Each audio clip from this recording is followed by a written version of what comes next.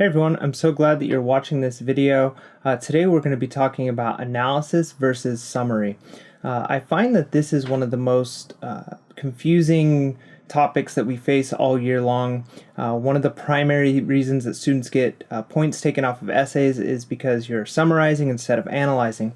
So I find it really important for us to focus on this issue, to really understand the difference between the two, and to practice it quite a bit. So today we're going to be covering analysis versus summary. I want to talk a little bit about what we're going to be doing specifically in this video and the following assignment. So the first thing we are going to do is define summary and define analysis. It's really important that we have a good working definition of these two terms. If we don't understand the difference between summary and analysis, if we don't understand what each one is, we are going to struggle with summarizing instead of analyzing when you need to. So we're going to be talking about the differences between the two.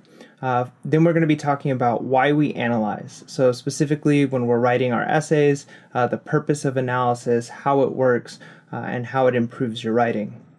Then I'm going to give you some tips for writing analysis in your essays, and then finally you're going to have an opportunity to practice this. So let's define these terms. Summary. Summary provides the facts. It states the details and it recounts the events. This is kind of like the book reports that you've done pretty much your whole life. This is one of the reasons why, as a freshman coming into English, you can struggle with summarizing instead of analyzing, because for so long that's what you've been doing. You've been summarizing books you've been reading, providing book reports, and we're now going to be moving away from that and actually starting to analyze what it is we're reading. So let's look at what an analysis is. Analysis explains the significance of what you're reading. It offers an explanation, and it's an opinion. Now this is really important. This is one of the key differences between the two. Summary is essentially just a list of facts, maybe reworded, but a list of facts from the book, whereas analysis is your opinion of the fact. Now it needs to be a supported opinion. It needs to be something you can prove through your quotations. However, it needs to be an opinion. So one of the easiest ways you can tell whether you're summarizing or analyzing is ask yourself, is this a fact or is it an opinion? If it's just a fact, you're probably summarizing. When we're writing essays, we're always going to use analysis and not summary. So let's take a little bit deeper look into analysis, because this is where we really want to focus for this activity. So here's some of the things that analysis does. It explores the text, and it answers some of the following questions. What is the importance? So when you read something and you have to answer, what is the importance of what I'm reading? Why is this meaningful? You're going to have to use analysis for this. Why is this here? Why did the author choose to include this element of the book, or this character change, or even this word inside of this sentence? Why is it here? It also compares events or concepts. So how does this quote relate to the theme?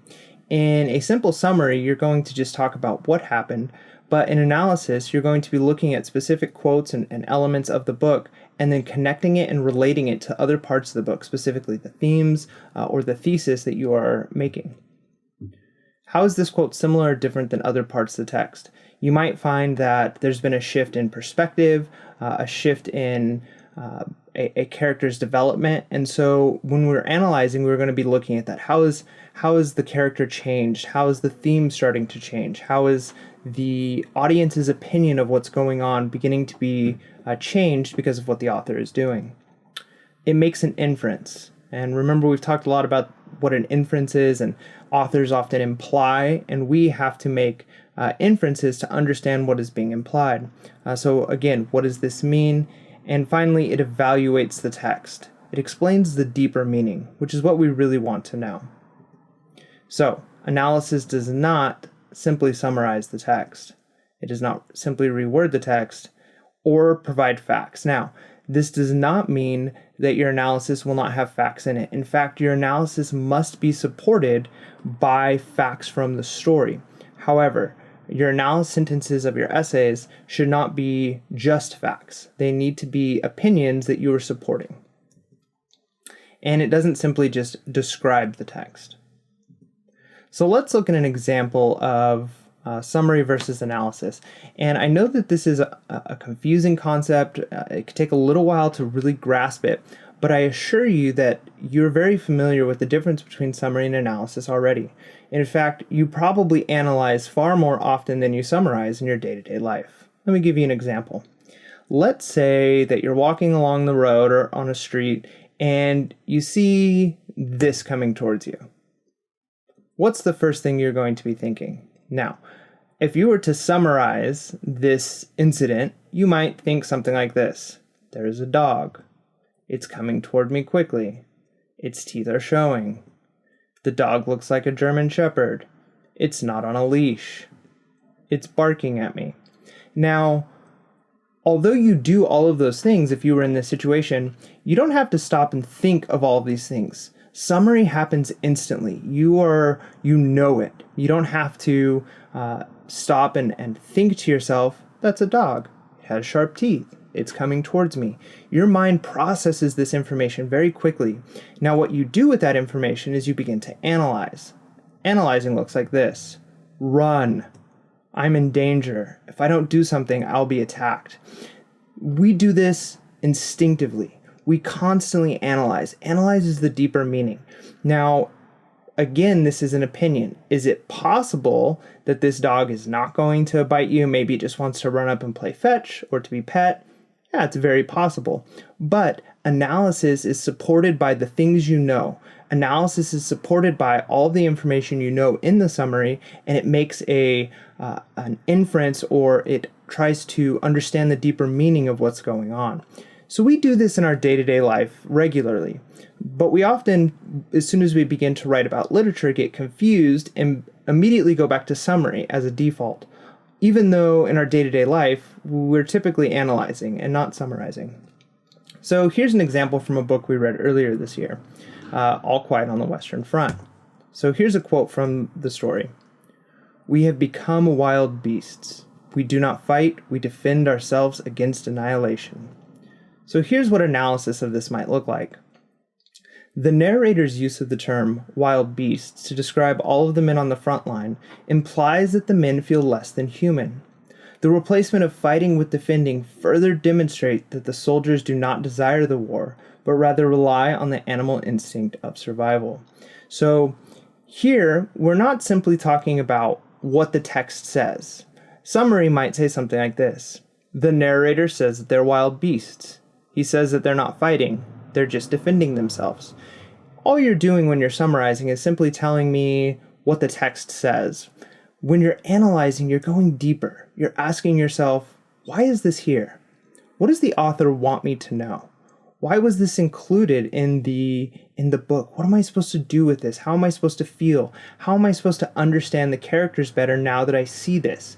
So when you are writing an essay, I promise you, whatever book we're writing the essay on, I've read it. I've read it several times. So I don't need you to tell me what's inside the book. What I want to know is what's inside your mind. What are you thinking about it? How do you process this information? That is why we focus on analysis. So here is some tips that we're going to be using for including analysis in our essays. Now, we've talked a lot about this format for writing an essay for your body paragraphs. It's a little confusing of an acronym. It's really big, but I find that it's really useful. We call it the TCQAA format, which is your topic sentence, which again is an opinion that you're going to support. And then you have context and a quote, which we've already learned how to do. You're going to provide a quote and the context of that quote so that the reader of your essay understands where this quote is coming from and how it connects to your thesis. And then finally, the part we're working on today is the analysis of the quote. Now, this analysis should connect to the topic sentence in your thesis, but as you saw in the previous example, even without a topic sentence and a thesis available, you can still analyze. You can ask yourself the questions, why is this here? What is the deeper purpose of this? So here is the way it kind of looks from the previous example. I also want you guys to use the analysis is fact plus powerful verb plus analysis. Remember to use your powerful verb sheet. This sheet includes lots of information that you'll need for different literary verbs that you can use to analyze the rhetorical writings that we do.